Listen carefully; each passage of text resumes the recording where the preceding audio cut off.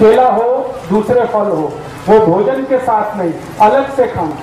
जैसे भोजन किया उसके 2 तास बाद या 2 तास पहले फल खाना, या तो फल सुबह सुबह नाश्ते में भरपेट खाना, वो सबसे अच्छा है। और एक चीज नियमित रूप से करनी पड़ेगी कि थोड़ा शरीर श्रम नियमित रूप से हो, पति का भी पत्नी का भी। पति का शरीर श्रम क्या होना और पत्नी का क्या होना, इसके लिए 2 अलग अलग विभाजन हैं हमारे शास्त्रों में। पत्नी के लिए शरीर श्रम ऐसा होना जिसमें पेट का हिस्सा, जिसको गर्भाशय कहते हैं, उसमें बार बार मूवमेंट आए, ऐसा श्रम हमें होना पत्नी के लिए, स्त्री के लिए। तो वो क्या करना है, जैसे वो चटनी बनाते हैं ना, चटनी, तो चटनी अगर मिक्सी में बनाएंगे तो शरीर का श्रम नहीं है, लेकिन हाथ से बनाएंगे तो शरीर का श्रम है। और उसमें सबसे ज्यादा मूवमेंट यूट्रस रीजन का ही होता है, गर्भाशय का सबसे ज्यादा मूवमेंट होता है, तो चटनी हाथ से बनाए। इसी तरह से हाथ काम ज्यादा घर का, कपड़े धोना तो हाथ से धोना, वॉशिंग मशीन से नहीं धोना, चटनी बनाना तो हाथ से बनाना, रोटी बनाना तो हाथ से बनाना। आजकल रोटी बनाने का मशीन आ गया है, इसलिए मुझे ये बोलना पड़ता है, रोटी बनाना तो हाथ से, कपड़े धोना तो हाथ से, चटनी बनाना, ये सब स्त्रियों के लिए। और एक बहुत अच्छा श्रम है, अगर आप सब करेंगे तो बहुत अच्छी संतान आपको होने वाली है। वो श्रम क्या है, चाकी चलाना। क्या बोलते हैं उसको, जाता। यस, जो भी ताई, जो भी आई इसको चला सके दिन में 15 मिनट, जास्ती नहीं, बस 15 मिनट, उसकी संतान सबसे स्वस्थ और सबसे अच्छी होने वाली है। ये चलाने का। अब इसको चलाने से होता है कुछ भी नहीं है, एक ही काम होता है, हमारा जो गर्भाशय का क्षेत्र है उसका सबसे ज्यादा मूवमेंट इसी पोजीशन में होता है जब हम ये चलाते हैं। मैंने थोड़ा अभ्यास किया, अपने पुराने जमाने की जो आई है, जो जाता चलाती है, सबके बच्चे स्वस्थ और तंदुरुस्त। मेरी आई मेरे बारे में बताती है, मेरा और मेरा एक छोटा भाऊ है, हम दोनों का जन्म मेरी आई ने 8 महीने लगातार जाता चलाया। हमारे घर में एक परंपरा है कि जो आटा होता है वो ताजा खाना, तो जाते से ही संभव है, वो बाहर से पिसा के नहीं लाना। तो वो परंपरा के कारण मैं, मेरे भाऊ का, दोनों का जन्म हुआ है, और मैं जब से जन्म हुआ बीमार नहीं पड़ता, मेरा भाऊ भी बीमार आसानी से नहीं पड़ता। मेरे घर में मेरी आई को बहुत बार मैंने पूछा, तब उसने ये बताया कि जाता का परिणाम है। मेरा जन्म नॉर्मल डिलीवरी से हुआ, मेरे भाऊ का भी जन्म नॉर्मल डिलीवरी से हुआ, घर में हुआ। मेरी अज्जी ने हम दोनों का जन्म कराया, डॉक्टर को नहीं बुलाया। मेरी अज्जी पढ़ी लिखी नहीं थी, दोनों का जन्म उसने आसानी से करा दिया। वो एक ही कारण, जाता। तो आपके घर में अगर जाता लेके आए बहुत अच्छा है, मिलता है ना अभी, हाँ, बहुत ज्यादा महंगा नहीं है, 50-60 रुपए में या 100 रुपए में मिल जाता है।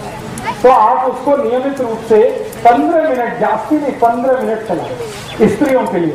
पुरुषों के लिए शरीर श्रम क्या करना है, पुरुषों के लिए शरीर श्रम सबसे आवश्यक है कि आप थोड़ा दिन अगर चाहते हैं कि स्वस्थ संतान हो तो नागर चलाना।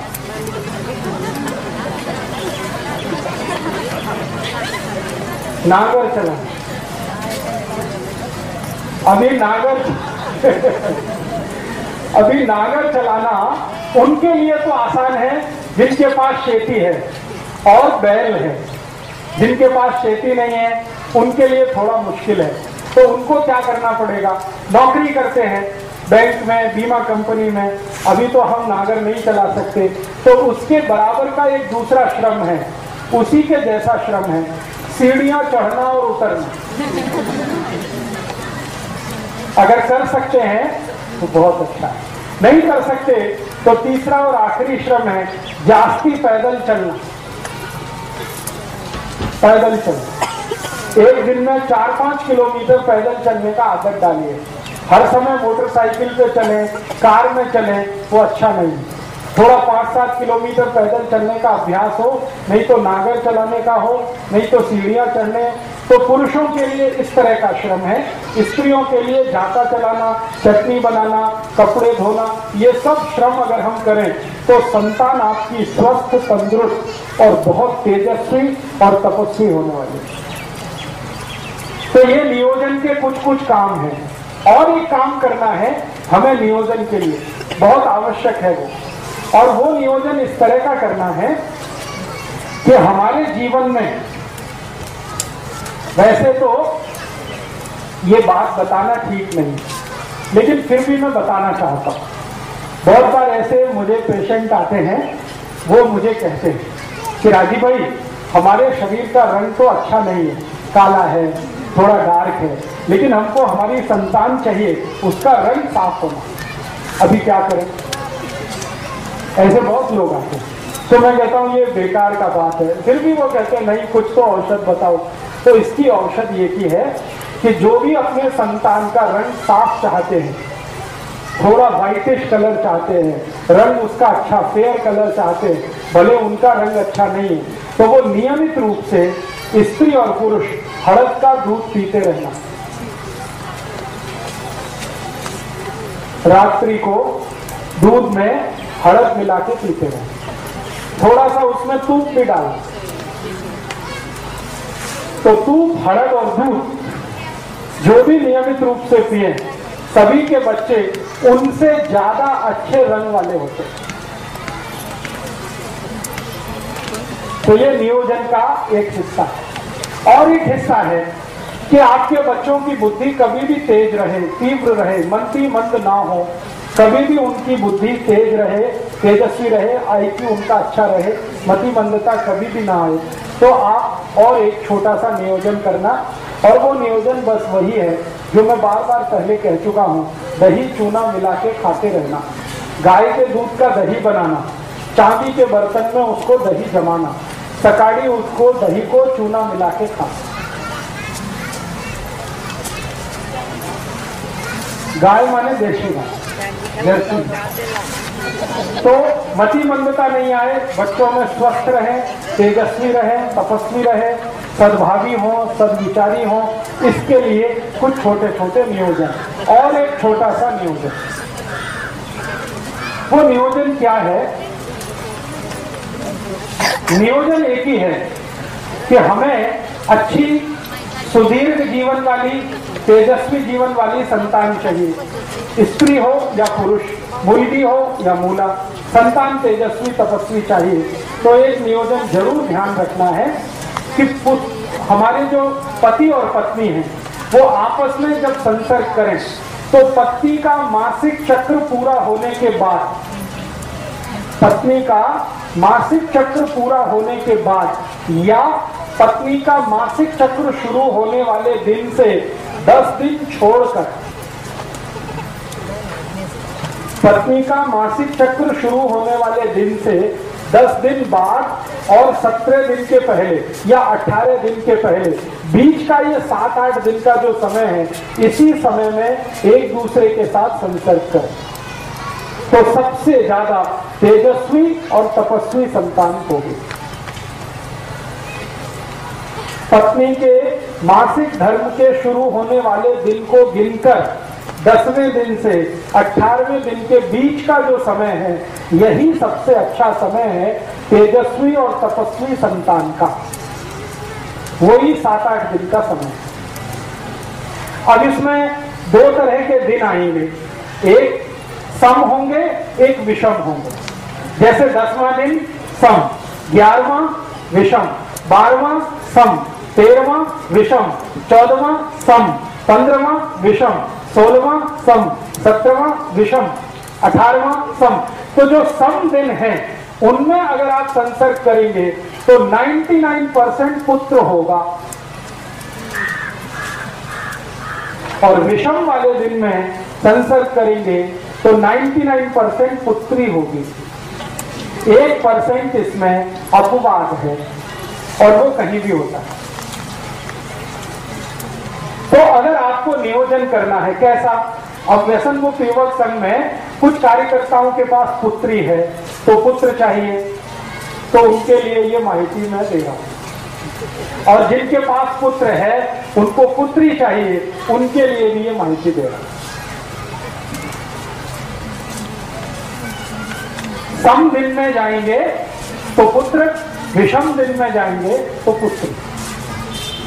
और एक और माहिती इसी नियोजन के लिए, आप जानते हैं महीने के 2 पक्ष होते हैं, एक शुक्ल पक्ष और दूसरा कृष्ण। तो जो शुक्ल पक्ष है, इस शुक्ल पक्ष के दिनों में अगर आप संसर्ग के लिए जाते हैं तो 99% आपके बेटे या बेटी का जन्म जो होने वाला है वो बहुत प्रतापी, तेजस्वी, लड़ने वाला, भिड़ने वाला होगा। छत्रपति शिवाजी, राणा प्रताप, ऐसे जो हमारे देश में भगत सिंह, ऊधम सिंह, चंद्रशेखर आजाद, ये सब शुक्ल पक्ष वाले लोग हैं। शुक्ल पक्ष आप समझते हैं, जब चंद्रमा लगातार बढ़ता हुआ होता है। और कृष्ण पक्ष उसका उल्टा। कृष्ण पक्ष में जब आप जाएंगे तो अच्छे से अच्छे साहित्यकार, वैज्ञानिक, बहुत बड़े डॉक्टर, इंजीनियर, चार्टेड अकाउंटेंट, ऐसे बच्चों का जन्म होगा। न्यूटन, आइंस्टाइन, जगदीश चंद्र खुराना, हमारे देश के बोस, हमारे देश के ये जो महान लोग साहित्य के क्षेत्र में, विज्ञान के क्षेत्र में, कला के क्षेत्र में आगे बढ़े हैं, ये सब कृष्ण पक्ष वाले लोग हैं। ठीक है। अब शुक्ल पक्ष और कृष्ण पक्ष का चक्कर क्या है? ये चक्कर है चंद्रमा के शरीर पर पड़ने वाली ऊर्जा। आप जानते हैं कृष्ण पक्ष में चंद्रमा नहीं होता और शुक्ल पक्ष में चंद्रमा बहुत तीव्र होता है। चंद्रमा की तीव्रता अपनी नहीं है। आपको मालूम है चंद्रमा का प्रकाश कहां से आया? सूर्य से। तो चंद्रमा की तीव्रता है तो वो उसकी अपनी नहीं है, सूर्य की तीव्रता है। तो आप समझ लीजिए शुक्ल पक्ष में सूर्य की तीव्रता है, तो उस दिन में जो संतान आएगी वो सूर्य जैसी ही होने वाली है। सूर्य कैसा है? जला के सबको राख कर दे, ऐसा। तो राणा प्रताप, छत्रपति शिवाजी, संभाजी महाराज, ये सब ऐसे ही लोग हैं जो शुक्ल पक्ष वाले। और आपको चंद्र पक्ष में, चंद्र पक्ष माने सूर्य का प्रकाश नहीं है, चंद्रमा का प्रकाश है, तो उस समय के नियोजन में जो संतान होगी वो दिमाग वाली होगी, शरीर वाली नहीं, जिसका ब्रेन बहुत चलेगा, इंटेलिजेंसी उसकी कंप्यूटर से जैसी, उससे भी ज्यादा तेज होगी। दुनिया में सारे दिमाग के काम करने वाले लोग चंद्र पक्ष के पैदा हुए हैं और शरीर से लड़ भिड़कर साम्राज्य स्थापित करने वाले लोग शुक्ल पक्ष के पैदा हुए। तो नियोजन आपको करना है, माहिती मैं दे रहा हूं। तो आप तय करिए आपके जीवन में क्या चाहिए। अब एक संतान आपके पास है, मान लो शुक्ल पक्ष वाली, तो एक चंद्र पक्ष वाली जरूर करना, क्योंकि दुनिया में दोनों की जरूरत है। खाली लड़ने भिड़ने वाला ही नहीं चाहिए, विज्ञान की खोज करने वाला भी चाहिए, क्योंकि दोनों से जीवन चलता है। शत्रु से रक्षा करने के लिए है और देश को आगे बढ़ाने के लिए भी है।